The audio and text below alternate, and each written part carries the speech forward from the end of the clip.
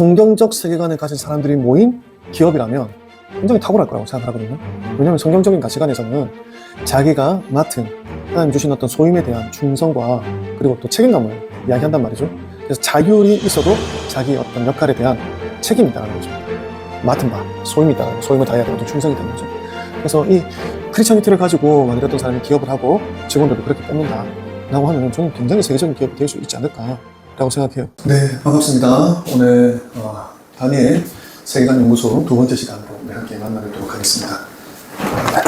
지난주에 찰스 다윈의 진화론에 따른 어떤 생각의 기원이 오늘날 우리 사회에 어떤 영향을 미치게 되었는가 하는 부분을 함께 나누었습니다. 한번 조금 간략하게 정리를 한번 해보면 좋을 것 같은데, 먼저 우리 찰스 다윈 종의기원이라고 하는 책을 썼죠. 근데 이 책이 그냥 단순히 어떤 과학책이 아니라 이 책에 나오기 전과 후로 이렇게 우리 인문학의 그리고 또 사람들의 생각의 철학의 지평이 완전히 바뀌게 되었다. 그래서 뭐 심리학, 사회학, 법학 등 인문사회학 전반에 영향을 미치게 되었다 라고 하는 부분을 우리가 지난주에 말씀을 나눴습니다. 자, 그래서 핵심적인 개념이 자연선택, 적자생존, 그리고 진화론적인 세계관, 성경적인 세계관, 이런 부분들이 우리가 읽은 이 생각의 기원의 어떤 핵심적인, 1강에서의 핵심적인 어떤 개념이었는데요. 자연선택, 우리가 진화론에서 많이 들어본 얘기죠. 유익한 변이는 살아남고 해로운 것은 도태된다 라고 하는 그런 메커니즘입니다. 적자생존, 생존 경쟁에서 쓸모가 있고 강한 것은 살아남지만 그렇지 않은 것들은 또 죽을 수밖에 없다. 생명의 가치 판단으로 이게 연결되어지는 사고이기 때문에 오늘날 수많은 문제들과 경쟁의 어떤 문제점들을 좀 이렇게 우리 현대사회에 일으키게 되었다. 진화론적인 세계관이라고 하는 것은 인간과 사회, 도덕과 문화, 정신과 심리까지 모두 진화라고 하는 이 틀로 설명하는 시도라는 거죠. 창조주 없이 이 세상의 기원과 발전과 앞으로의 미래까지를 설명하려고 하는 그런 어떤 세계관이다. 이에 반해 성경적인 세계관은 인간은 하나님의 창조대로 창조된 영적 존재이다. 하나님의 목적에 따라 살아가야 할 존재이다.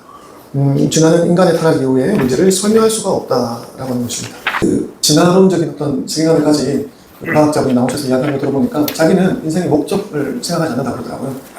사는 것은 그냥 유전자의 활동일 뿐이지 어떤 특정한 목적이 있다거나 그렇게 생각을 하지 않는다더라고요. 왜냐하면 자기는 진화론적인 세계관을 가지고 있으니까. 그러면 그 사람은 지금 어떻게 해서 그런 공부까지 하고 그런 지위까지 올랐는지 근데 이제 궁금하네요. 그분이 교회를 다니시더라고요. 그래서 왜 교회는 나가냐라고 이렇게 물어보니까 자기는 그런 것들은 잘 모르겠지만 주변에 이제 교회 다니는 사람들을 따라서 교회를 가보면은 분명히 우리가 그냥 유전의 활동으로 봤을 때 병이 났다든지 힘들고 어려운 상황인데 그들이 그 어려운 상황을 그냥 힘들어하는 것이 아니라 하나님을 붙들고 의지하면서 신이라는 존재를 들고 의지하면서 오히려 행복을 느끼고 만족을 느끼고 감사를 느끼는 것이 자기가 옆에서 지켜볼 때 도저히 이해할 수 없는 그런 활동이고 또 자기도 내심 한편에는 부럽다라는 생각이 든다라고 하더라고요.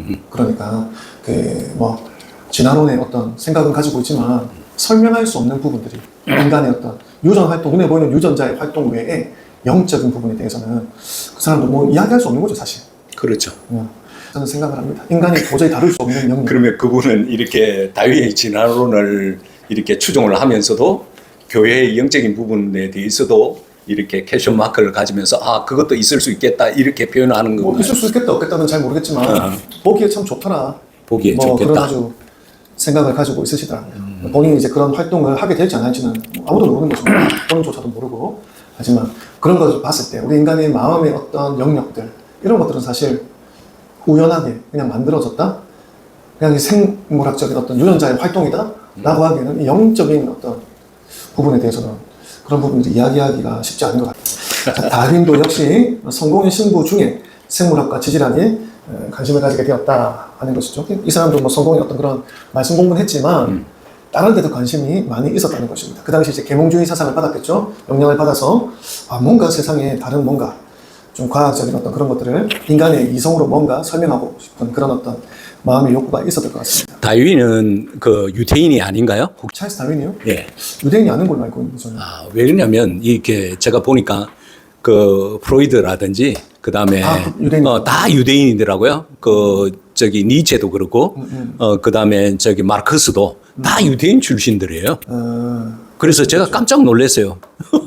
그러면 다윈도 그러지 않을까 그런 생각이 들어서 이거는 한번 찾아봐야 될 것 같은데. 예. 유대인이 아닙니다라고 바로 이렇게 분석 결과가 나오거든요. 영국인, 그죠? 아까 나왔던 대로 영국 예. 신부의 수업 중이라고 이야기를 했는데, 네. 이 사람은 유대인은 아니었습니다. 자, 당시에 이제 젊은 과학자들이 배를 타고 함께 항해하는 것이 유행이었는데, 이 다윈도 그렇게 비를호를 타고 항해를 하게 되었고, 그곳에서 경험하게 된 그런 어떤 생물의 어떤 관찰들을 영국에 글로 써서 보냈는데, 그것이 신문에 연재가 되면서 아주 유명해지게 되었고, 그것을 엮어서 책으로 이제 내게 되었다. 그래서 다윈은 창조주 없는 생명의 질서를 과학적으로 설명하고자 한 이론을 제공한 최초의 사람이다라고 볼 수 있겠죠. 창조주 없는 생명 질서. 자, 그래서 진화론적인 세계관의 세 가지 핵심 질문. 인간은 누군가? 진화론에서는 인간은 우연한 돌연변이와 자연 선택의 결과로 진화한 고등 생물이다. 이 부분에서 우리가 계속해서 의문을 갖는 것은, 그럼 지금 최종 진화 형태냐, 아니면 계속해서 중간 과정에 있는 형태냐, 그렇죠. 라고 하는 것을 우리가 계속 의문을 가질 수밖에 없는 것이고, 그러면은 중간 과정에 있다라고 했다면 모든 종이 지금 딱딱딱 어떤 종이 나뉘어져 있는 것처럼 보이는데, 지금 그렇잖아요. 양서류, 파충류, 포유류 이렇게 다 나누어져 있는 걸로 보이는데, 중간 과정에 있다라면 그 사이에 오랜 세월에 걸쳐서 중간 형태의, 지금 우리가 보기에 굉장히 기계스러운 어떤 그런 중간 형태의 어떤 생명체가, 우리가 인류가 그림을 그리거나 글을 남기거나 하는 어떤 지식을 다음 세대에게로 정확하게 남겨서 전달하는 그 원시 역사 말고 유사 이래로 기록된 것이 없단 말이죠. 그런 이상한 형태의 중간 단계의 어떤 생명체들이 요 몇천 년간은. 그렇죠. 그러면 진화라고 하는 것이 모두가 동시에 툭 하고 이렇게 진화가 되어지는 것이냐, 중간 형태도 툭 이런 식으로 좀 그런 것에 대한 설명은 아직 좀 부족한 부분이 있다. 부족한 겁니까?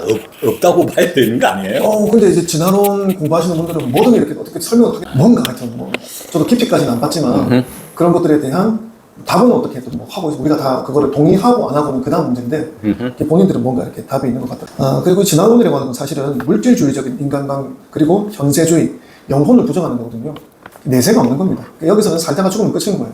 그러면 악인은 마음대로 악을 행하는 것이고, 자기 본성을 따라. 근데 우리가 그러지 않는 것은 신이 있고, 우리 죽음 이후에 심판이 있다라고 하는 어떤 그런 신에 대한 요청이 있기 때문에 우리가 도덕적인 존재로 살아가는 것이다. 죽고 나면 끝이라는 거. 영혼이라는 건 없다라는 거죠. 근데 우리가 사람이 영적인 존재라는 게 오래전부터 이야기되어진 게 아니겠습니까? 그렇죠. 영적인 존재라고 하는 것에 대해 갑자기 부정하는 거거든요.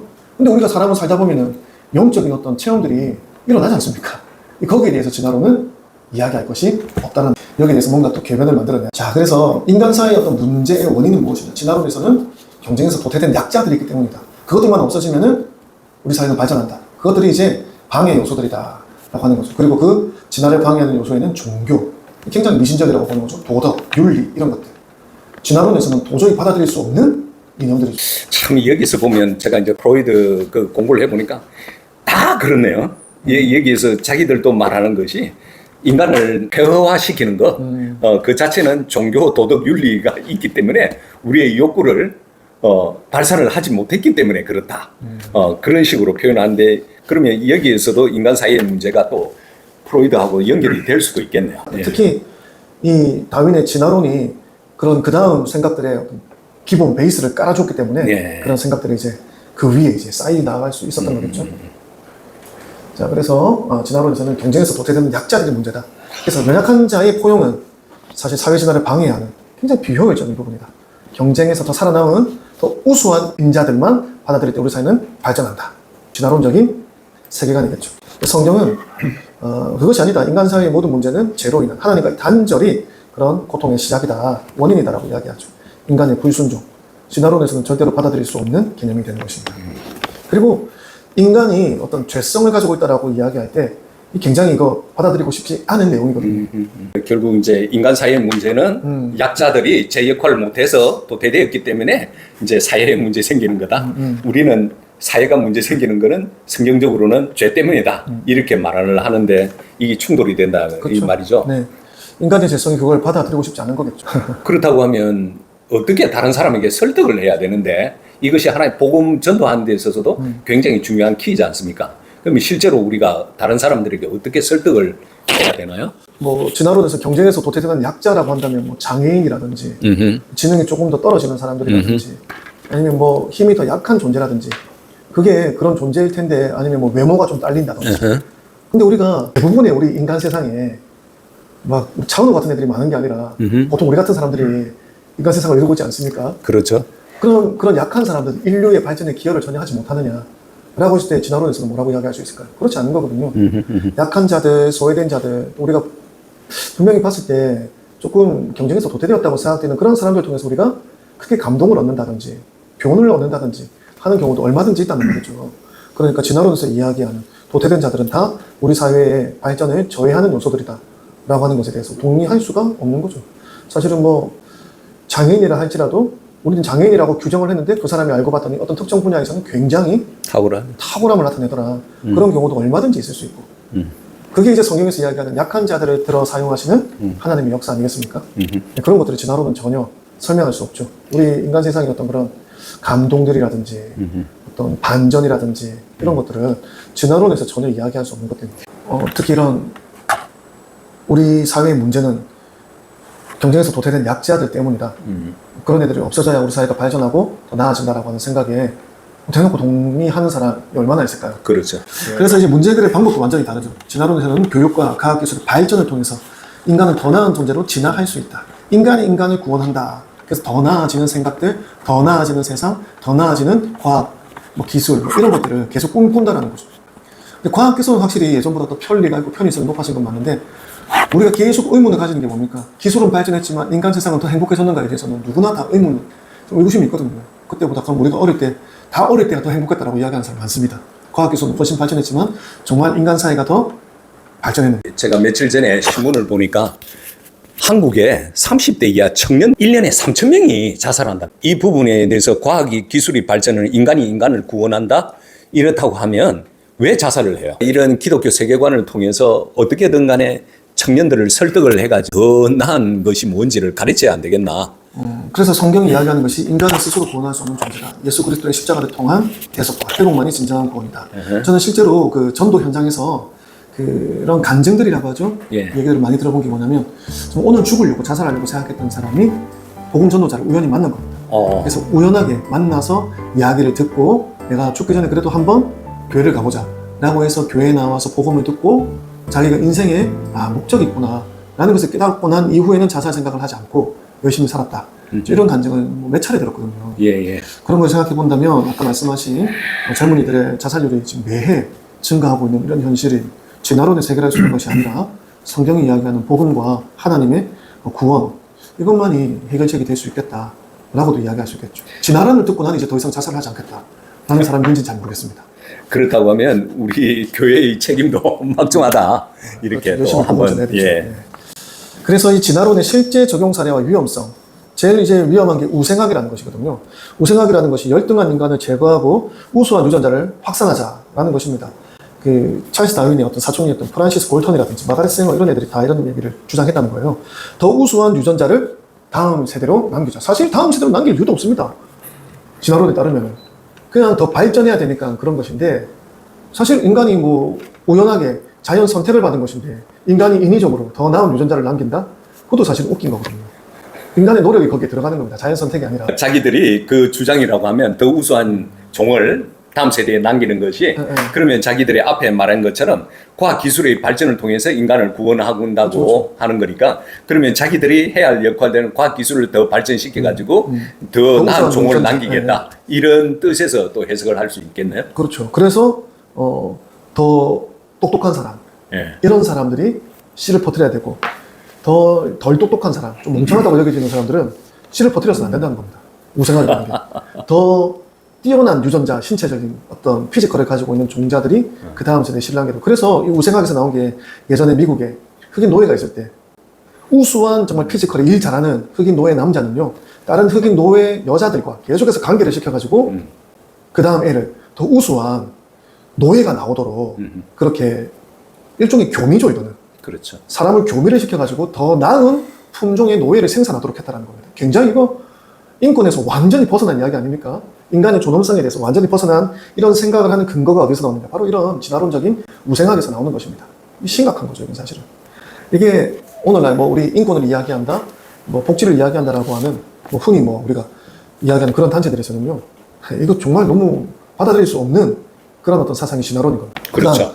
제국주의의 정당화, 미개한 지역 정복은 진보라는 이름 아래 합리화한다는 거죠. 누가 더 이것을 미개하다, 발전했다라고 사람이 스스로 이걸 기준을 정하는 것도 사실 웃기는 거지만 어쨌든 더 발전한 문명이 미개한 문명을 정복하는 것이다 라고 하는 것에 대한 정당성을 제공해 주었다 라고 하는 것도 사실 이 진화론에서 나오는 생각들이다 라는 것이죠. 제국주의를 정당화시키는 것이 지금 다윈 진화론의 그런 우수한 나라가 그 약한 나라를 지배해가지고 더 좋은 나라로 만들어주기 위해서라는 개념이잖아요. 그죠? 경쟁에서 도태됐다는 거죠. 그렇죠. 그런 애들은. 예. 그래서 경쟁에서 앞서 나가는 다른 민족 나라들이 걔네들을 무너뜨리는 것은 자연 법칙이다라고 보는 자연 법칙이라고 그러죠. 제가 대학 시절 때 보면 제국주의라는 말을 굉장히 많이 했거든요. 요즘은 그런 말 별로 안 하잖아요. 그때 제국주의라는 말을 할 때 뭐를 이야기하는 줄 아세요? 기독교가 제국주의 앞자리였다고 이렇게 이야기를 해왔어요. 자본주의, 예. 기독교. 예.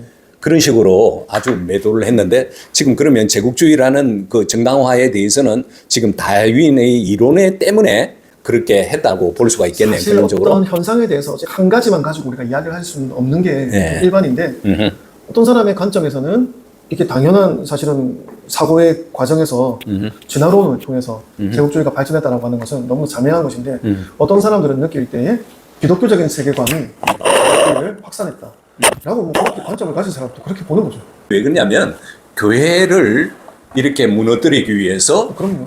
그들이 쓰는 하나의 프레임이거든. 그래서 우리가 그런 용어들에 대해서 굉장히 많이 쏘아왔어요. 열매가 결국은 말해주는 거거든요. 역사적인 예. 자료들 통계로 이야기해야 되지 않습니까? 예. 결국으로 보면은 우리나라의 경우만 봐도 기독교가 들어와서 제국주의에 앞장을 섰던 것이 아니라 사실은 기독교가 우리나라에 들어와서 어떤 일을 했습니까? 학교 세우고 병원 세우고 가난한 사람들 먹을 것 지냈고 제공하고 교육의 기회 제공하고 이런 게 사실은 교회가 한 역할이잖아요. 근데 그런 것들은 다 제쳐두고 교회가 들어와서 뭐 다시 뭐 그렇게 그전 세대에 뭐 어떤 그런 이야기들이겠죠. 영국이 이제 해가 지지 않은 나라로서 막 이렇게 활동을 할 때 복음도 전해졌지만 그곳에 제국주의도 함께 전해졌다 뭐 그런 거거든요. 사실 그것만 이야기할 수는 없죠. 교회가 들어가서 활동했던 선한 일들에 대해서는 다 제쳐두고 교회가 무조건 뭐 제국주의의 선봉장이다 그렇게 이야기할 수는 없죠. 그러니까 세계관이라는 게 이 단어가 성립하려면은 기본적으로 이 사람이 이성을 가지고 있다는 게 인정이 돼야 물고기가 어느 날 이제 진화에서 이제 이런 조그마한 미생물이 진화해서 물고기가 되었는데 물고기가 소망을 가졌다는 겁니다. 생각을 했다라는 거예요. 아, 나는 저 물 밖으로 나가야 되겠다. 거기에서 발전했다는 거예요. 그 다음 세대에서 종이. 그러니까 이 이성이라고 하는 게 갑자기 나온 겁니다. 이 진화론적인 세계관에서는. 목사님 굉장히 좋은 질문이네요. 이성과 영성. 이게 인간만이 가지고 있는 인간 더 이상의 뭐 지금 말하면 AI가 지금 아까 저도 이야기했던 게 지금 현재 이제 분포되어지고 나뉘어지고 있는 종의 분류가 최종 형태냐 아니면 지금도 중간 과정으로서 그렇지. 우리가 계속 가고 있는 형태냐라고 하는 거거든요. 근데 분명히 이야기하는 게 지금 지구상에 맨 처음 형태라고 이야기하는 어떤 그런 미생물도 아직 있지 않습니까? 아메바 이런 것들이. 근데 걔네들은 그대로 진화를 안 했어. 그중 일부만 돌연변이가 되어서 그 다른 종이 되었다는 거거든요. 그러니까 지금 그런 종들이 스스로 생각을 하고 스스로 뭔가 자연의 선택도 받았고 뭐 그런 작용들이 이어져가지고 발달을 해서 지금 인간이 되었다는 겁니다. 근데 진화론에서 볼 때 인간도 최종적인 최고의 진화 단계가 아니거든요. 그러니까 모든 인류가 사실은 모든 사현세계는 아직 최종 단계가 아니라는 겁니다. 불완전한 세계인 그러니까 거죠. 제가 대학교 1학년 때 이 생물학 시간에 발표했던 게 기억나는데 그러니까 진화론의 맹점은 링크가 없다. 그러니까 원숭이와 사람 사이에 뭐가 있어야 되고 다 있어야 되는데 링크가 없고 사실 뭐 진화론을 주장하는 어떤 그런 과학자들은 지금 제 얘기 들으면 굉장히 무식하다고 생각할 수도 있습니다. 근데 우리 인간의 그럼 직관적인 이성으로 생각했을 때 사실 이게 굉장히 믿음이 필요한 어떤 이론이거든요. 그렇죠. 진화론 믿음이 갑자기 물고기가 물 밖으로 나갈 생각을 했다라는 거. 그래서 이제 양서류가 되었다라는 건데 이게 사실 굉장히 이게 굉장히 믿음이 필요한 거죠. 진화론도 믿음이 필요하네요. 진화론은 믿음이 굉장히 믿음이 필요한 거죠. 야, 그렇네. 자, 그리고 또 진화론의 적용사례 위험성. 아까 이야기했던 인본주의적 유토피아의 허상을 인간에게 심어주었다. 과학기술이 발달해서 기술이 계속해서 발전함으로 인간은 진화한다라고 했는데 정말 우리가 진화하고 더 나은 세상으로 나아가고 있는가? 그럼 자연은 파괴되어지고 또 공존하지 못하는 어떤 그런 미래를 우리가 염려해야 되고 또 인간과 인간 사이의 어떤 예전에 우리가 느꼈던 그런 정과 정서들은 무너져가고 있고 그런데 우리가 더 발달하고 더 행복한 어떤 삶을 향해 우리가 발전해 나가고 있는가 하는 것들. 우리가 지금 충분히 지금 현대사회가 좀 앓고 있는 문제죠. 누구도 답을 줄 수 없는 그런 문제라고 생각합니다. 그래서 오늘 시사점과 토론 질문 제안. 오늘날 진화론적 사고는 다음과 같은 방식으로 우리 사이에 스며들어 있다. 첫 번째, 쓸모 있는 자만 살아남는다는 경쟁주의. 지난주에 우리가 경쟁이 나쁜 거냐라고 이야기를 했는데 요런 경쟁은 나쁜 거죠. 쓸모 있는 자만 살아남고 경쟁에서 뒤처진 자들은 다 패배한 자들이고 쓸모가 없다라는 그렇죠. 이런 경쟁의식은 비판받아야 될 부분이고 반드시 수정되어야 될 부분이라는 것입니다. 건강하고 서로 이렇게 성장하는 경쟁은 우리 사회에서 반드시 필요하다. 지난주에 아마 그런 얘기들을 우리가 좀 나눴던 것 같습니다. 두 번째, 생명의 가치가 효율과 생산성으로 평가받는 현실. 쟤는 좀 못생겼으니까 씨를 퍼뜨리지 마. 너는 결혼하지 마. 차은우 너는 잘생겼으니까 여자 한 10명이랑 결혼해. 이런 거. 그리고 여자 10명도 야 너는 조금 몸매가 아니니까 빠져. 너는 정말 야 피지컬이 너무 좋으니까 너는 차은우랑 붙어도 되겠다. 뭐 이런 식으로 인간이 장기적으로 더 나은 종에 대하여 이렇게 효율성과 생산성이 어떤 그런 시선으로 평가해 줬다는 거죠. 도덕과 절대 진리를 불편해하는 시대 정신. 도덕과 절대 진리, 윤리 이런 걸 이야기하면 굉장히 불편하다는 거예요. 이런 게 인간 발전에 있어서 무슨 소용이냐라는 거죠. 도덕? 야 도덕이 무슨 상관이야. 기술이 더 발전하는 게 중요하지. 사람 생명 마음대로 해치더라도 의학이 더 발달해야 돼. 바이오 연구가 더 우선이야. 인간 생명이 뭐가 더 중요해. 장기 덜어내. 이런 것들이 장애될 수 있는 게 바로 이런 어떤 진화론적인 사고관에서 일어날 수 있는 부분이다. 그 줄기세포에서 그러니까 생명체를 탄생시키는 그런 노력들이 암암리에 진행이 되고 있어요. 사실은 그 우리 영국의 대표적으로 그 둘리의 양인가요? 그 줄기세포로 복제를 했지 않습니까? 그 이후에부터 이제 우리가 의학계에서는 도덕과 윤리에 대해서 굉장히 엄중하게 이야기를 하고 있습니다. 그래서 한편으로는 또 이렇게 바른 가치관들이 또 이거를 제재하고 있다는 것은 좀 이렇게 긍정적으로 생각할 수 있지 않겠나 그런 생각이 드는데, 근데 제가 두 번째 그 목사님 말하는 생명 가치 생산과 효율성에서 이야기했는데요. 만일 기독교에서는 우리는 어떤 가치관인가요? 그러면 생명에 대해서는요? 일단은 뭐 우리는 기본적으로 모든 생명들은 이 땅에 하나님의 목적을 가지고 창조되었다라고 보는 거죠. 그렇다고 하면 이제 이런 가치관을, 생명에 대한 규정한 가치관을 제대로 안다면 우리 청년들이 나 이 세상에서 쓸모없는 사람이야 이렇게 해가지고 자살해야 할 이유가 없다는 거잖아요. 그러니까 이제 성경에도 나오는 어떤 비유가 어떤 사람은 5달란트를 받았고 어떤 사람은 2달란트, 어떤 사람은 1달란트. 그 사람마다 받은 달란트나 능력은 다 다를 수 있다는 건데 그 각자 받은 능력대로 달란트를 남기면 다 귀하다는 겁니다. 그 경쟁에서 나는 5달란트 남겼으니까 1달란트 너보다 훨씬 잘났어가 아니라 우리 모두 하나님 주신 달란트 안에서 필요한 달란트, 또 하나님께서 기뻐하신 달란트를 남겼다 라고 하는 거에 이제 우리가 목적을 주는 건데 이제 진화론적인 가치관에서는 이미 결정되어 있다는 거죠. 나는 5달란트, 넌 1달란트인데 야 넌 꺼져. 그럼 1달란트는 찍소리 안 하고 찌그러져 있어야 되는 거죠. 심지어 걔는 쓸모없는 인간입니다. 그런 게 완전히 이제 가치관이 다른 거죠. 사람을 바라보는 시선이나 그런 부분들이 완전히 다르다고 생각합니다. 창조론에서는 기본적으로 창조할 때 뭐 모기나 뭐 이런 아주 미생물들도 창조하는 목적이 있고, 반면에 사람은 더 그렇겠죠. 근데 진화론에서는 얘네들이 우연히 생겼다. 그래서 시작해서 우연히 이렇게 발전해 가는데 그게 발전이라고, 진화라고 여기는. 실제로 하나님이 아까 말씀하셨던 5달란트 받은 사람이 그 10달란트를 만들 때 그것이 더 진화고 그것이 더 진보인데 이 사람들 우연히 우생학적으로만 접근하다 보니까 이게 진정한 어떤 진화의 모습이 아니고 이것이 정치적으로 해석하고 막 그렇게 하다 보니까 지금 진보라고 일컫는 그 사람들도 사실은 우리는 진보라는 용어를 안 썼으면 좋겠어요. 그러니까 그렇게 말을 하니까 자기들을. 우리는 보수라고 하는데 실제 보수는 그 지킬 보자를 쓰고 지킬 숫자를 쓰는데 소중한 것을 지키는 게 보수인데, 창조주의 이 귀한 것들을 지켜내는 것이 이 진화론을 이기는, 그리고 진화론을 반박할 수 있는 가장 효과적이고 진정한 의미 있는 것이 아닌가 생각이 됩니다. 공 목사님께서 모기도 하나님의 창조의 목적이 있다 이런 말씀을 하는 걸 제가 들으면서 딱 떠오르는 생각이, 중국에서 대약진 운동을 하면서 5천만 명이 죽었거든요. 그 대약진 운동이라는 게 러시아의 그 사회주의 공업화를 하기 위해서 철을 우리가 생산하자 이렇게 해가지고 집에 있는 걸 가지고 그 불순물이 많은 철을 만들면서 오히려 그냥 더 비효율화가 되었어요. 그러니까 농기구, 본래 있던 농기구마저도 다 못 쓰게 되어버린 거야. 그러다 보니까 모태동이가 이제 딱 들판에 지나가는 걸 보면서 참새가 이 벌레를 잡아먹는 게 아니라 우리 그 쌀을 이렇게 뜯어먹는구나. 그걸 보면서 참새를 다 죽여 이렇게 한 거예요. 그렇게 해가지고 참새를 다 죽이니까 농사가 완전히 폐허화가 되어버렸다는 그런 이야기가 있더라고요. 그래서 저 모기도 참새도 하나님께서 만든 그러한 소중한 생명의 가치가 있구나. 기독교적인 생명의 가치관을 말해야 되는 거구나 하는 것이 조금 더 와닿네요. 네. 그래서 토론 질문도 우리가 계속 얘기 나누시면서 우리 같이 좀 했던 얘기들인데, 교회가 어떻게 진화론적 사고관에 대해서 젊은이들에게 또 성도들에게 저항할 힘을 길러줄 수 있을까? 어떤 대안을 제시할 수 있을까? 하는 부분들 어느 정도 얘기가 되었던 것 같습니다. 또 신앙교육에서 진화론과 창조론이 충돌을 할 때 어떻게 설명을 할 수 있을까? 창조과학도 역시 뭐 사실은 아직은 론이죠. 아직 뭐 학회에서 뭐 이렇게 창조과학이다라고 해서 이렇게 확실하게 이렇게 인정을 받았다기보다는 진화론, 창조론 이미 그 용어에서 나타나듯이 아직은 론으로 나타나고 있다. 근데 두 가지가 사실은 공통점은 믿음의 영역이라는 겁니다. 뭘 믿을 것인가? 우연한 내 존재에 대한 것에 대해 생각할 때 나는 우연히 만들어졌다고 생각할 것인가? 아니면 하나님께서 나를 존귀한 목적을 가지고 이 땅에 창조하셨다고 믿을 것인가?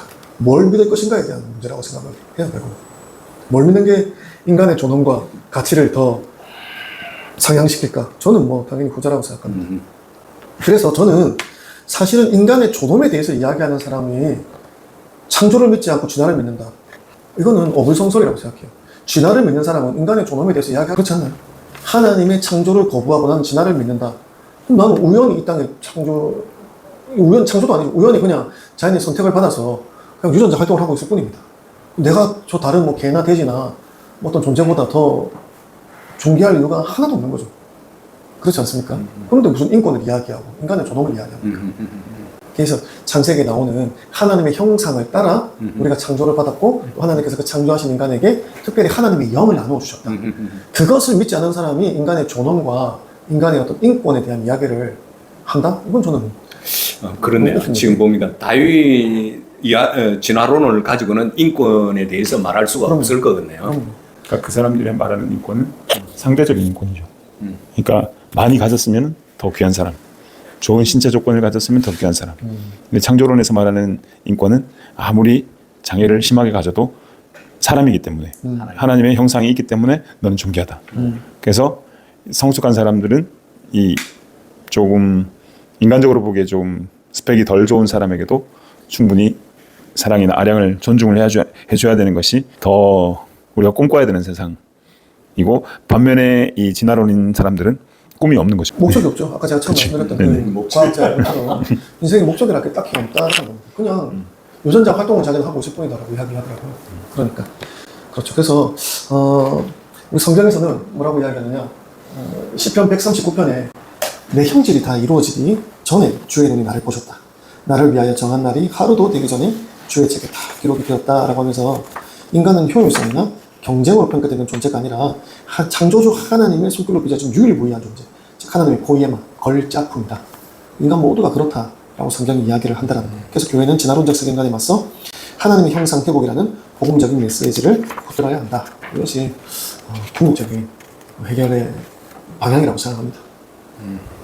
일단 1부에서 우리가 이론적인 부분들은 이렇게 나누고, 자, 그 다음은 이제 실제 우리 삶의 현장과 맞닿아서 좀 이야기해요. 뭐 얼마 전에도 이제 자살했던 고등학생들 이야기가 있었고, 또 그제 보니까 또 전교 1등을 늘 하던 그 아이가 알고 봤더니 기간제 교사랑 어머니랑 학교 행정실장이랑 짜고 계속 시험지를 훔쳤더라. 안동이죠.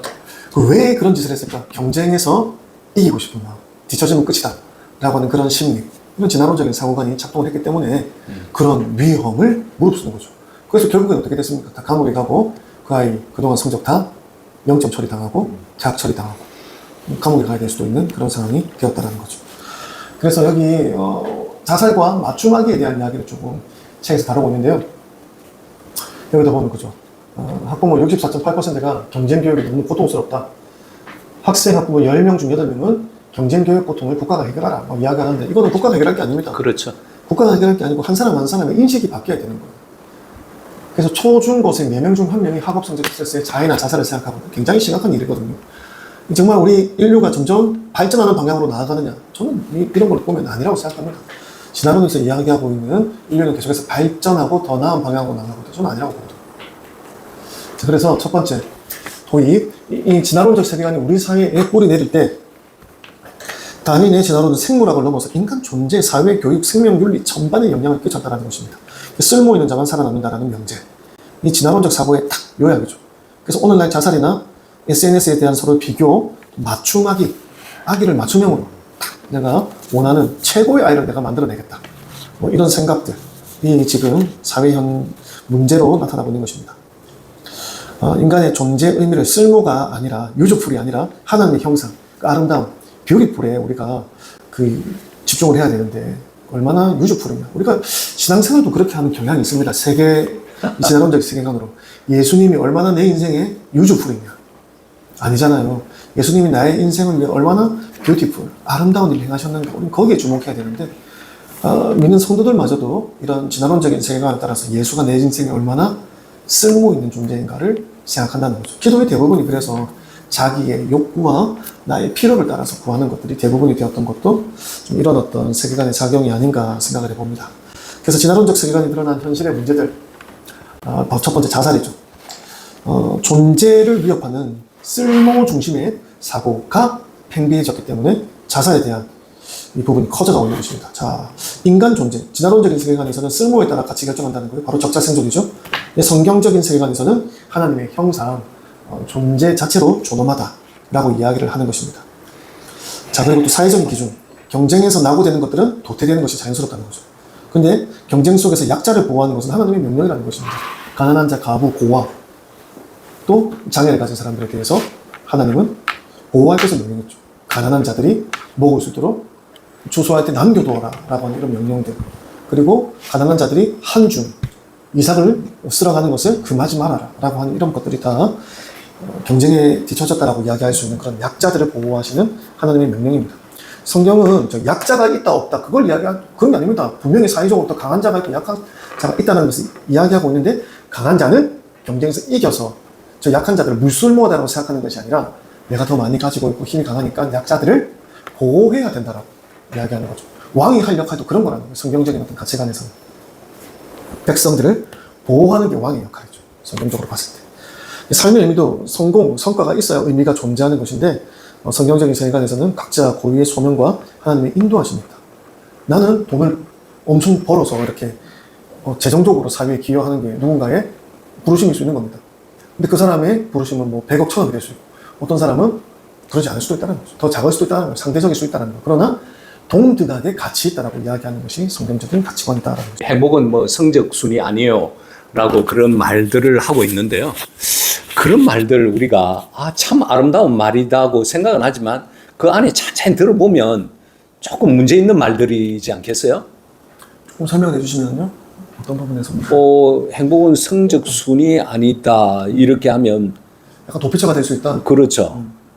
분명히 우리가 해야 할 일은 또 성적 좋게 하면서도 행복해질 수가 있는데, 그러니까 그거는 공부 안 한 사람들에게 위로를 주기 위해서 하는 말인지, 아니면 성적 노력했는데도 성적이 안 나와서 그런 사람을 위로하기 위한 말이라고 하면 제가 의리하겠는데. 그 말이 이제 우리 80년대, 네.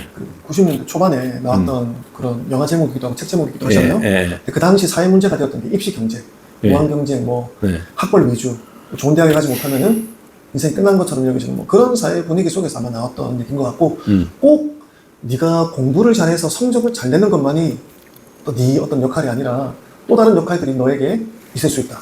성적 외에, 공부 외에 너에게 다른 달란트가 있지 않겠니? 라고 하는 어떤 그런 것에서 출발한 그런 명제라고 일단 저는 생각합니다. 그걸 뭐 도피처로 살면서 나는 공부 안 해, 행적이 인생이 성적이 단가? 라고 생각하면서 공부도 안 하고 아무것도 안 한다면 문제가 될 수 있겠지만, 그거를 악용하는 사람이 문제지 그 말 자체가 문제가 있는 것 같습니다. 그렇습니다. 제 개인적인 의견입니다. 이제는 용어를 하나 봤을 때 그럴듯한 용어인 것 같아도 이렇게 왜 그 말을 했을까? 이 오리진을 추적을 해야 되는 그런 어려운 상황에 직면했어요. 이거를 어떤 세계관을 가지고 있느냐에 따라서 해석을 달리 할 수 있는 것 같아요.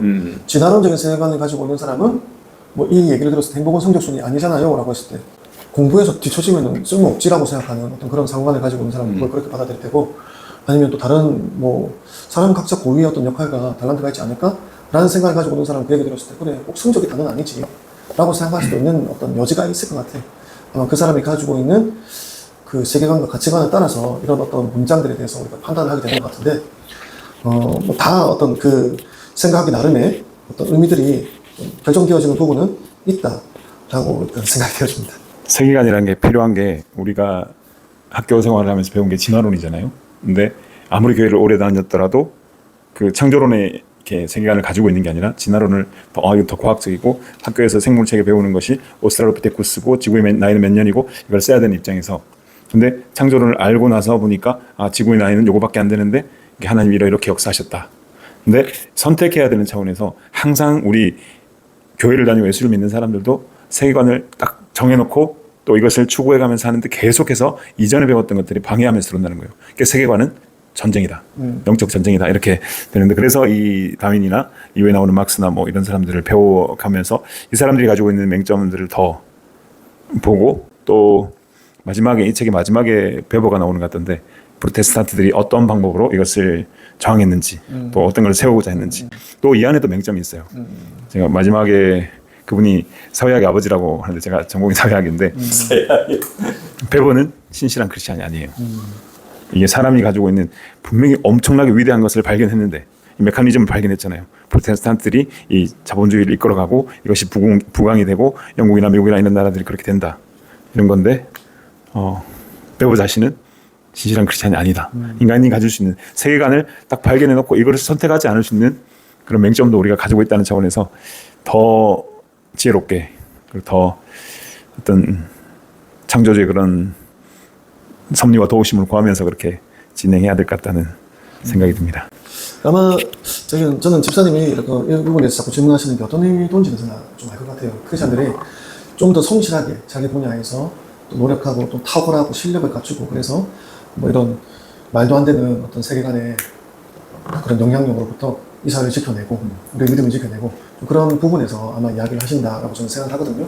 굉장히 필요한 부분이라고 생각합니다. 이런 것들을 이제 나쁘게 악용하는 그런 부분들이 문제지 어떤 이런 부분에 있어서 어떤 문장이 어떤 가지고 있는 본질적인 의미 자체는 어쨌든 우리가 먼저 그거는 본질적인 부분을 먼저 파악해야 되고 그 다음에 파생되는 것이 있을 것 같아요. 아마도 이런 진화론적인 사고관에 있어서 좀 저항하는 마음으로 좀 또 그런 또 문제가 나타날 수도 있을 것 같아요. 나는 경쟁 안 해. 나는 절대 뭐 이렇게 뭐 진화론적인 사고관으로서 누굴 판단 안 할 거야. 뭐 이런 어떤 생각 자체도 사실 좀 문제라고 봐요. 저는 또 너무 이렇게 반작용으로 이런 것들이 나타나면 경쟁 자체를 나는 뭐 이렇게 싫어할 거야. 그런 것도 문제라고 생각합니다.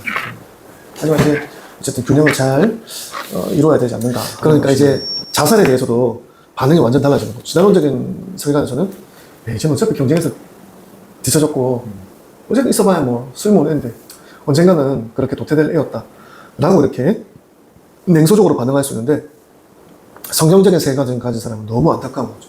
귀한 생명 어떻게 저렇게 하나님의 선한 계획이 분명히 있으셨을 텐데 그런 것들이 안타깝게 보이는 것이 성경적인 세계관의 모습이다. 그래서 10편 139편 우리가 아까 보았는데 자살은 이제 사회의 병든 시선에 의한 것이다 라고 하는 것이죠. 생명을 향한 하나님의 목적을 오해한 인간의 잘못된 어떤 생각의 열매가 그렇게 나타나는 것이다 라는 것입니다. 그리고 두 번째로 SNS 비교라고 하는 것도 진화론적인 세계관이 드러내는 현실 문제인데요. SNS는 이제 나의 가장 빛나고 과시할 만하고 하이라이트가 되는 부분들을 자랑하기 위해서 사용하는 거거든요. 거기서 내가 뭐 잘 못하고 좀 그런 거를 올리는 사람은 잘 없단 말이죠. 내가 뭐 가장 내 인생에서 비싼 밥을 먹었다든지 그런 거를 찍어서 올린다는 말이에요. 누군가는 봤을 때, 야, 쟤는 저런 데도 가는구나. 걔도 평생에 안 본 간 건데. 그걸 보면서 이제 내가 가지 못하는 것에 대하여 내가 경쟁에서 뒤처지고 있구나. 난 열등한 존재야. 라고 이렇게 쓸데없는 비교를 하게 되는데 그게 쓸모 중심의 세계관에서 나오게 되는 것입니다. 뒤처졌다라는 존재가 이제 가치가 없다라고 생각하게 되는 거죠. 진화론은 적응하지 못한 자의 도태를 자연스러운 걸로 보는 겁니다. 그래서 야, 너는 어떻게 그 나이 되도록 그런 데도 한번 못 가봤어. 여행도 한번 못 가봤어. 해외여행도 못 가봤어. 이런 것들이 뭐 성실하게 살아왔던 내 삶을 너무 비참하게 만드는 그런 어떤 결과로 다가올 수도 있다는 거죠. 성경은 서로 다른 모습과 타이밍을 창조주 하나님이 서로 다르게 어떤 의도를 가지고 고의적으로 라고 우리가 표현할 정도로 그렇게 만드셨다는 거예요. 사람들의 인생의 타이밍, 카이로스라고 이야기하죠. 하나님이 개입하시는 절대적인 시간. 그게 다 다를 수 있다는 것입니다. 그래서 이 성경적인 세계관에서는 사람마다 피는 꽃의 시기가 다르다. 어떤 꽃은 봄에 피고, 어떤 꽃은 여름에 피고, 어떤 꽃은 심지어 가을, 겨울에도 피더라. 라는 거죠. 그래서 전도서 7장 14절에는 이렇게 이야기합니다. 형통한 날에는 기뻐하고 공고한 날에는 되돌아보라. 각 사람의 삶은 하나님의 시간표 안에 있으며 모든 시기에는 의미가 있다라는 것이 성경적인 세계관이다라는 것입니다. 마지막 세 번째로 맞춤하기죠. 인간이 인간을 디자인하려고 하는 유혹이 있다는 것. 맞춤하기. 디자인되어진 악이라는 말입니다. 특정 유전형을 가진 생명을 선택하는 인위적인 수정이죠. 이런 거를 우선하면 어떤 일이 일어날 수 있느냐. 우리나라가 너무 월드컵 우승하고 싶어. 그래서 어떻게 하느냐. 또 여자 축구 선수 중에 지소연이라고 또 유명한 선수가 있는데 너희 둘이 결혼해서 11명 낳아라. 그래서 그 11명으로 앞으로 국대를 꾸리겠다. 그런 이제 일이 가능하게 되는 거죠. 그 외의 아이들은 유전적으로 이제 안 된다라는 거예요. 우리가 봤을 때 쟤는 진짜 S등급이야. 그런 애들만 애를 낳아서 그 다음 세대 축구 선수 시키라는 겁니다. 그래 맞춤하기라는 거예요.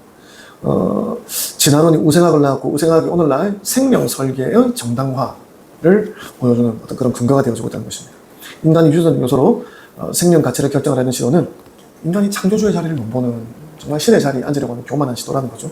성경은 인간이 하나님의 뜻과 능력을 예단할 수 없는 유한한 존재다라는 것을 가르치고 있습니다. 야고보서 4장 14절에 너희는 내일 일을 알지 못하느니라. 너희 생명은 안개다. 우리는 사실 내일도 알 수 없는 존재인데 내일 어떻게 될지 누가 어떻게 합니까? 그런데도 뭐 생명을 창조하겠다? 그렇게 설계할 자격이 없다는 거죠.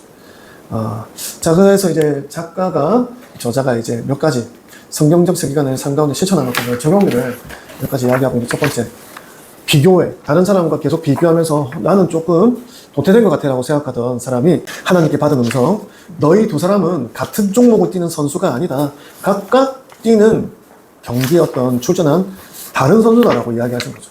그래서 각자 고유한 부르심과 레이스가 있음을 깨닫게 되어서 내가 야구 선수이기 때문에 축구 선수인 손흥민을 생각하면서 나는 왜 저 슛을 저렇게 못할까? 나는 왜 패스를 저렇게 못할까를 고민하지 않게 되었다라는 사례가 하나 있었고, 두 번째, 인생이 어떻게 선택해야 더 높은 확률로 내가 행복해질까를 고민하던 사람이 기도하던 중에 하나님의 말씀은 몇 %냐? 얼만큼 진리냐? 얼만큼 확신할 수 있느냐? 100%. 그럼 네가 계획하는 것이 그 100%의 진리를 뛰어넘을 수 있느냐 없느냐? 뛰어넘을 수 없다라고 하는 것을 인정하게 되면서 내가 생각한 안정보다 하나님의 인도하심을 구하게 되었다라고 하는 거죠. 이런 사례들에 대한 얘기들을 저자가 소개하고 있습니다. 그래서 네 번째 결론, 진화론적인 세계관에 대한 복음적인 대안은 진화론은 쓸모와 경쟁을 기준으로 인간을 평가한다. 그래서 실패자에게는 희망을 제시하지 않는다는 거죠. 하지만 성경은 하나님의 형상대로 지음받은 인간의 고귀함을 선언하고 연약한 자, 그런 사람도 하나님의 계획 안에 있음을 확신시킨다는 거죠.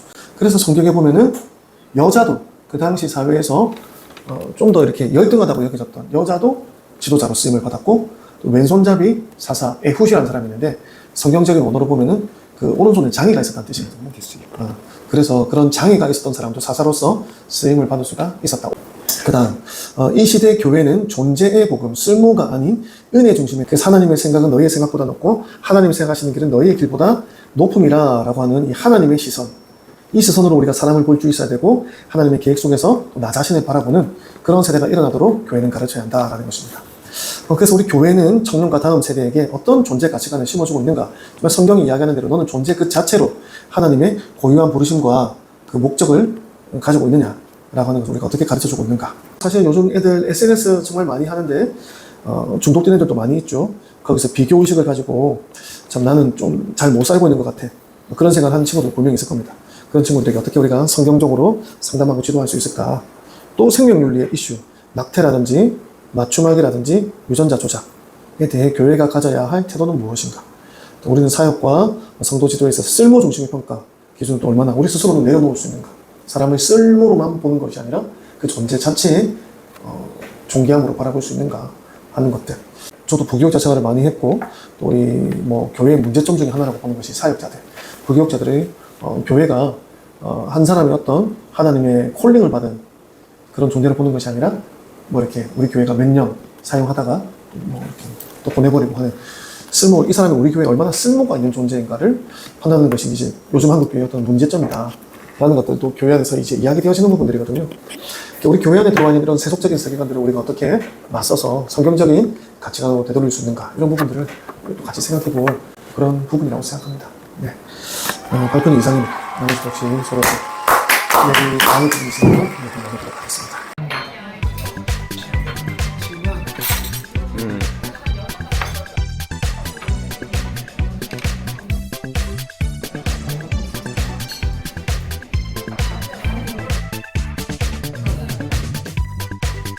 혹시 주변에 SNS 중독된 어떤 그런 친구 본 적 있으십니까?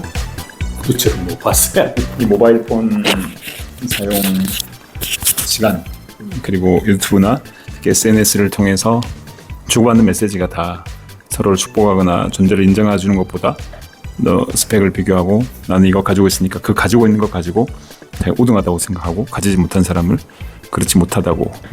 근데 그게 말로 전해지다 보니까 말이라는 게 또 창조성이 있다고 너는 그것도 못하냐 하면은 그 사람 마음속엔 또 나는 이런 존재다라고 스스로 비하하게 되고 또 자기 자신은 아무것도 가지지 못한 실제로 그러면서도 자기는 괜찮은 존재다 이런 메시지들이 세계관을 이제 형성하고 있는 그 친구들 뭐 청소년이나 대학생 이런 친구들은 이 SNS가 아주 악영향을 끼칠 수 있는 그런 매체가 될 수 있는 반면에 그걸 또 바른 세계관을 가진 사람들이 이렇게 영향력을 끼치기 시작하면서 이게 또 충분히 개선될 수 있는 그런 가치를 가지고 있고 지금 현상으로는 범사회적으로 좀 악영향을 많이 가지고 있는 것이라고 생각됩니다. 요즘 아이들은 이제 여기서 몇 평이고 물어본다 하지 않습니까? 아파트 몇 평이고 이렇게 물어보면서 같은 아파트 안에서도 임대동에 살면 무시하고 그리고 좀 더 큰 평수에 사는 애들이 작은 평수에 사는 애들 무시하고 뭐 그런 것도 있다고 그러더라고요. 그게 다 어디서 왔겠어요? 사실 그 아이들 문제겠습니까? 부모들 세대의 어떤 가치관이 그 다음 세대로 흘러가는 거겠죠. 그래서 사실은 이런 세속적인 가치관들이 정말 우리 사회를 정말 그렇게 풍요롭고 행복하게 만드느냐? 전혀 그렇지 않거든요. 이런 가치관들이 서로 경쟁해서 나는 더 큰 집에 살고 있고 나는 더 좋은 차를 사고 있고 나는 경쟁에서 앞서가고 있고 너는 경쟁에서 뒤처지고 있어.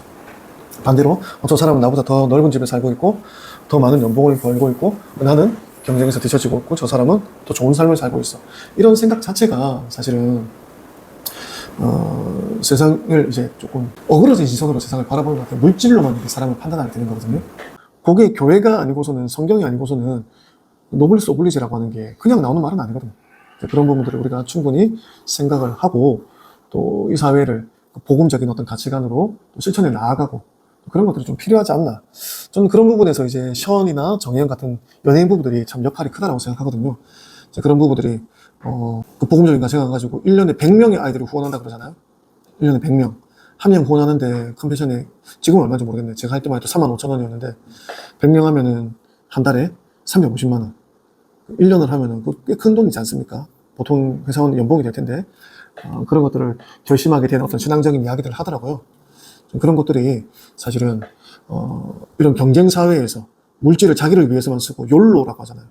그런 어떤 경쟁 사회에서 나 자신만을 생각하는 사회에서 이웃을 돌아보고 하나님의 어떤 부르심과 본질을 인간의 어떤 고유한 어떤 존엄에 대해서 생각하게 만들어 보는 그런 이야기들이라고 생각을 합니다.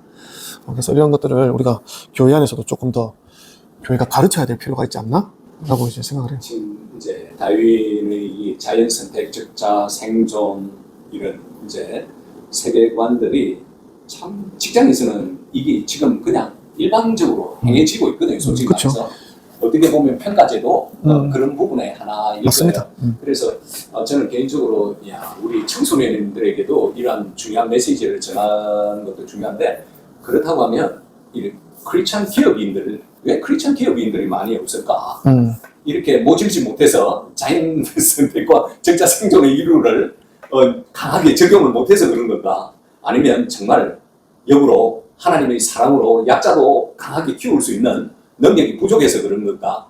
우리가 그걸 한번 좀 고민해봐야 할 문제고 이런 부분에 대해서 이제 목사님들의 역할도 있지만 또 기업인들, 크리스찬 기업인들 그리고 크리스찬들 직장인들의 그런 모습도 필요할 거라고 저는 반드시 생각합니다. 그래서 우리가 다윈의 그런 세계관이 우리 크리스찬들에게 조금 이제 제대로 알고 크리스찬들이 좀 이것을 하나님 말씀으로 잘 좀 진짜 아까 목사님이 굉장히 중요한 이야기 다윈 진화론도 믿음이 필요하다고 말한 것처럼 우리도 이렇게 다윈의 진화론을 그냥 사람들이 편안하게 믿음으로 받아들인다고 한다면 우리가 하나님 말씀을 좀 더 편안하게 더 굳건하게 지켜가지고 그걸 진짜 제대로 세상에 활용한다고 하면 정말 나이스한 직장도 될 수 있지 않겠는가 그런 생각이 듭니다. 우리 직장이 또 이렇게 나이스하게 되면 또 학생들에게도 정해지겠고 그 직장을 통해서 일하는 이제 청년들이 결혼해서 또 그 직장을 통해서 배울 수가 있고요.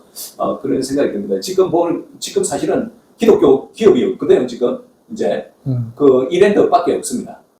직장인 기업인들은 또 어떻게 해야 되는가 이것을 좀 한번 깊이 좀 생각해 봐야 될 부분이라고 저는 생각하고 있습니다. 그래서 이제 다음 제가 맡은 그 프로이드는 이제 성적인 부분 가지고 좀 더 아마 이야기를 많이 욕구에 대해서 이야기가 이제 이루어질 거였습니다. 그래서 오늘 다윈에 대해서 너무 좀 잘 배운 것 같습니다. 이렇게 개괄적인 부분에 대해서 좀 이렇게 전해주셔서 감사하고요. 그렇습니다. 네. 목사님 총 결론만 한번 좀 이제 우리 이제 청취자에게 한번 좀 말씀을 해주시면 좋겠습니다. 기독교적인 세계관과 다윈의 세계관의 충돌에서 우리 크리스찬들은 어떻게 해야 되겠다 이렇게 좀 강한 메시지 말씀으로 한번 생각하는 말씀으로 이렇게 강하게 좀 크리스천 기업이 없다라고 하셨는데 참 안타까운 부분이라고 생각해요. 근데 저는 성경적 세계관을 가진 사람들이 모인 기업이라면 굉장히 탁월할 거라고 생각하거든요. 왜냐하면 성경적인 가치관에서는 자기가 맡은 하나님 주신 어떤 소임에 대한 충성과 그리고 또 책임감을 이야기한단 말이죠. 그래서 자율이 있어도 자기의 어떤 역할에 대한 책임이 있다는 것입니다. 맡은 바, 소임이 있다는 거, 소임을 다해야 되는 어떤 충성이 있다는 거죠. 그래서 이 크리스천리티를 가지고 만일 어떤 사람이 기업을 하고 직원들도 그렇게 뽑는다라고 하면은 저는 굉장히 세계적인 기업이 될 수 있지 않을까라고 생각해요. 선한 경쟁도 그 안에서 반드시 있을 것이고, 만일 어떤 사람이 뭐 기업 안에서 게으르다라든지 자기의 역할을 다하지 않는다든지 그런 사람들은 받아들여질 수가 없는 거죠, 사실은 그런 부분에서. 그래서 우리 아까 이야기한 대로 진화론적인 세계관이 기업 문화를 완전히 이루고 있다라고 하셨거든요. 서로 쓸모로 판단하고 저 사람이 우리 기업에 쓸모가 있느냐 없느냐, 쓸모 없으면 내치고 막 그런 게 이제 세상적인 어떤 기업의 문화라면, 이제 우리 크리스찬 기업들은 기업 안에 이제 이 성경적 가치관을 계속해서 가르치고 또 서로 유대하고 격려하고 좀 그렇게 해서 각자가 각자의 역할을 충분히 충성되게 잘 해내고 또 서로 이 사람의 역할을 또 도와주어서 더 잘 해낼 수 있도록 하면 반드시 기업이 잘 되지 않을까요? 또 그렇게 일한 만큼 또 성과금으로 이제 보상이 되어지고 그런 문화를 만들면은 어떻습니까? 경쟁력 있지 않을까요, 집사님? 굉장히 경쟁력이 있죠. 제 사례를 하나 들게요.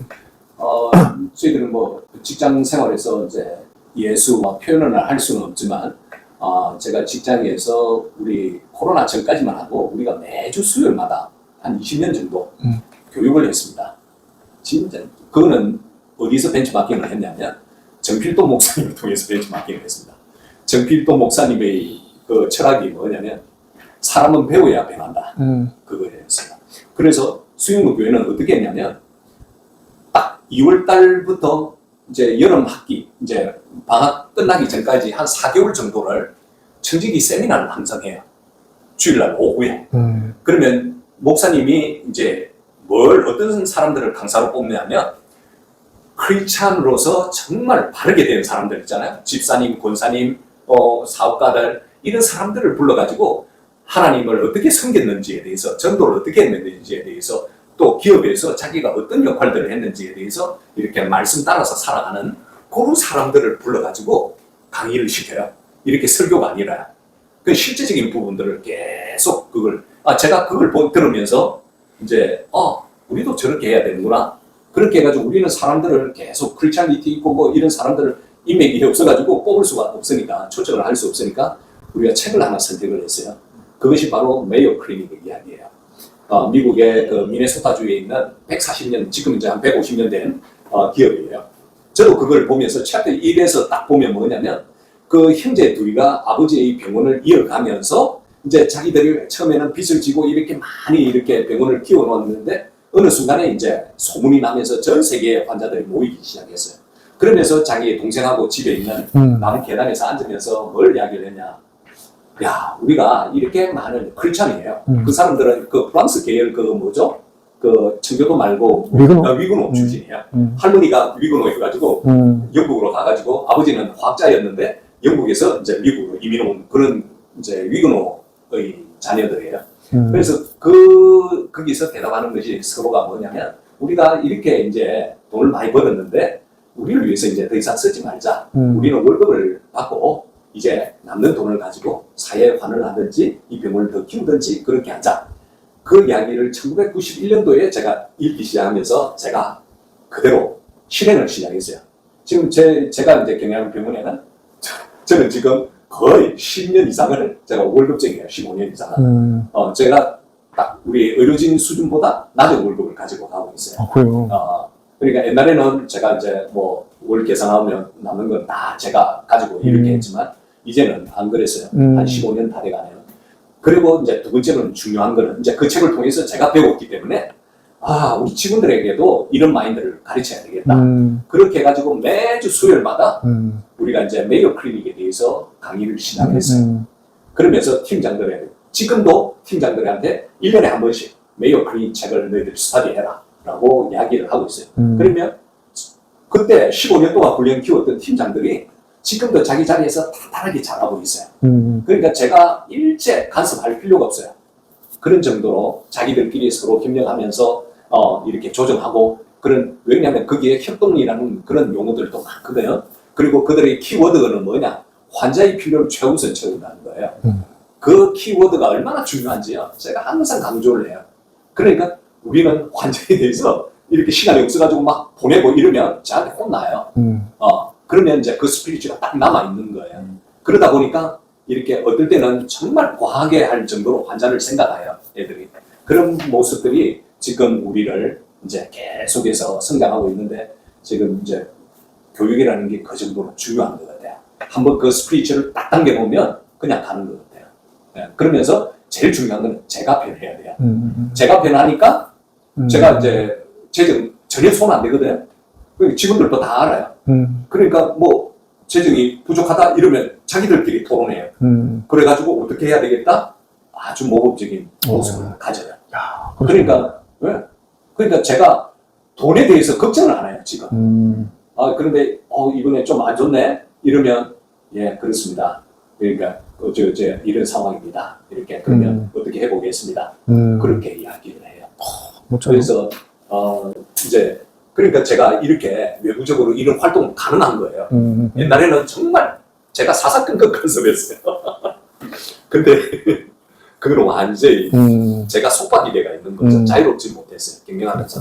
근데 하나님께서 어느 순간에 그 책을 통해서 또 정필도 목사님이 말하는 그것처럼 사람을 키워야 되는가 교육을 통해서 키우는 거예요. 그러니까 교회 목사님들도 제가 보기에 그냥 주일날 오후에 예배 볼 때 목사님이 계속 말씀을 하지 마시고요. 뭐 주위에 들은 좋은 성도들 있지 않습니까? 눈높이가 같잖아요. 그 성도들을 이렇게 초빙을 해가지고 간증을 하세요. 그럼요. 어떤 분들은 목사님들은 간증을 굉장히 싫어하고 그걸 마치 위선으로 생각하고 있는 분들도 있는데요. 좋은 성도를 이렇게 불러가지고요. 간증을 하면 참 좋은 거죠. 좋죠. 그럼요. 그렇게 하면 나도 그 성도처럼 돼야지. 이제 다음에 프로이드 할 때 이제 꿈에 대해서 이야기할 때 제가 이희돈 장로에 대해서 예를 좀 들을 겁니다. 이희돈 장로. 그래서 그런 부분들이 굉장히 중요합니다. 맞습니다. 그 이야기를 이제 우리가 기업체로 이렇게 또 집사님 간증해 주셔서 너무 좋은데, 너무 좋았습니다. 근데 교회도 저는 사실 마찬가지라고 생각하거든요. 각자가 각자의 주어진 자리에서 서로 충성되게 잘 섬기면 교회가 잘 될 수밖에 없고, 따라서 우리 대한민국 전체로 이 마인드를 세계관을 확장시켜 나아가보자. 우리 교회가 의도를 가지고 세상으로 나아가기 시작하면 우리 크리스찬들이 반드시 하나님이 도우시고 또 세상 사람들도 이것이 훨씬 좋은 가치관이다 인정을 할 수밖에 없는 그런 날이 오지 않을까. 먼저 우리 교회 안에서부터 변화가 일어나야 된다고 생각합니다. 이상 마치도록 하겠습니다. 아이고 목사님 기도하시고 마무리.